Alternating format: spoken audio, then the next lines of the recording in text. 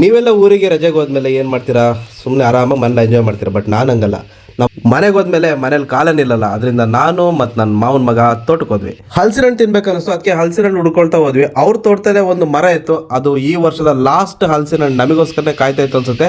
So ಮರ ನೋಡಿದ ತಕ್ಷಣ ಮಾವನ ಮಗ ಶೂಟ್ ಮಾಡ್ಲಿಕ್ಕೆ ಸ್ಟಾರ್ಟ್ ಮಾಡ್ದ ಹಲಸಿನಕಾಯಿಗೆ.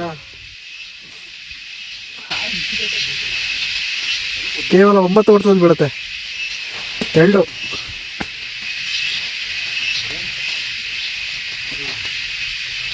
ಅರೆ 3 ಮತ್ತೆ ಸೂಪರ್ ಶಾಟ್ ಬರ ಕರೆಕ್ಟ್ ವಿಡಿಯೋ ಶೂಟ್ ಆಯ್ತು. ಸೂಪರ್ ಶಾಟ್ ವೃತ್ತಿ ಅವರಿಂದ ಒಳ್ಳೆ ಶಾಟ್ ಬಿದ್ದಿದೆ. ಗಣೆ ಏನೂ ಇರಲಿಲ್ಲ, ಆದರೆ ಕತ್ತಿಲ್ಲೇ ಶಾಟ್ ಹೊಡೆದು 3 ಶಾಟಲ್ಲಿ ಕೆಡವಿದ. ಸೊ ಅಲ್ಲಿ ಸ್ವಲ್ಪ ಕೆತ್ಕೊಂಡ್ಬಿಟ್ಟು ನಾವು ಹೊರಗಡೆ ತೋಟದಿಂದ ಹೊರಗಡೆ ಬಂದ್ವಿ ಅಂತ.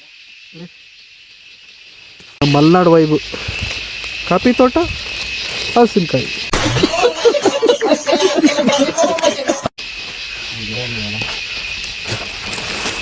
ಬಕ್ಕೇನ ಇದು ಇರ್ತಾನೆ ಅಂತ ಹೇಳ್ತೀವಿ. ಉಳ್ಳಾಣ್ ಥರ ಆಯ್ತಾ?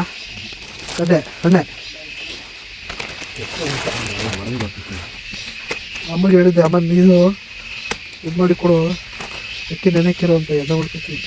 ಈ ಫಸ್ಟ್ ತಗೊಂಬ ಅಂತ ಅಮ್ಮನಿಗೆ ಚಾಲೆಂಜ್ ಮಾಡೋಗಿದ್ದೆ, ಇವತ್ತು ನಾನು ಹಲಸಿನ ಹಣ್ಣು ತರ್ತೀನಿ ಅಂತ. ಸೊ ನೋಡಿದರೆ ಇದು ಹಲಸಿನ ಕಾಯಿ ಆಗಿದೆ.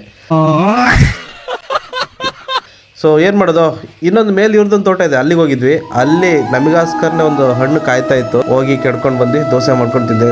ಈ ವರ್ಷದ ಲಾಸ್ಟ್ ಹಲಸಿನ ಹಣ್ಣು ದೋಸೆ. ಇಷ್ಟೇ, ಮುಂದಿನ ವಿಡಿಯೋದಲ್ಲಿ ಸಿಗ್ತೀನಿ. ಅಲ್ಲಿವರೆಗೂ ಬಾಯ್ ಬಾಯ್, ಟೇಕ್ ಕೇರ್.